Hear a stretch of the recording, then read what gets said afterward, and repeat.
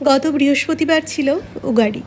আর এই উগাড়ি নতুন বছরের শুরু, বিশেষ করে সাউথ ইন্ডিয়ার বেশ কিছু রাজ্যে, যেমন অন্ধ্রপ্রদেশ, তেলেঙ্গানা, কর্ণাটকা, এইসব রাজ্যগুলিতে এই দিনটা নতুন বছরের শুরু হিসাবে পালিত হয়।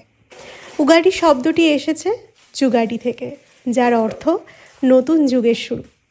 আচ্ছা, এই দিনটা নতুন বছর, নতুন আশা, নতুন সূচনার প্রতীক, জানো তো? আর এই দিনটাতে বিশ্বাস করা হয় ব্রহ্মা পৃথিবী সৃষ্টি করেছিলেন।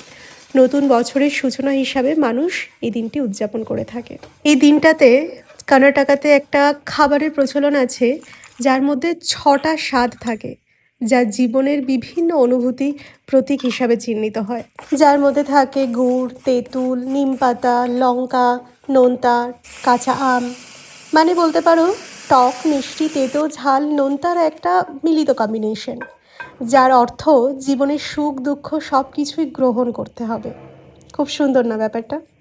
যাকে এই বিশেষ দিনে আমি ঘরে একটা ছোট্ট করে পুজোর আয়োজন করেছিলাম। ঘরে ছোট করে কিছু সাউথ ইন্ডিয়ান খাবার দাবারের আয়োজন করেছিলাম। সবটা ভিডিওতে দেখানো সম্ভব হয়নি। এই ছোট্ট একটু ভিডিওর মধ্যে এত কিছু দেখানো তো আর জীবনে সম্ভব হয় না।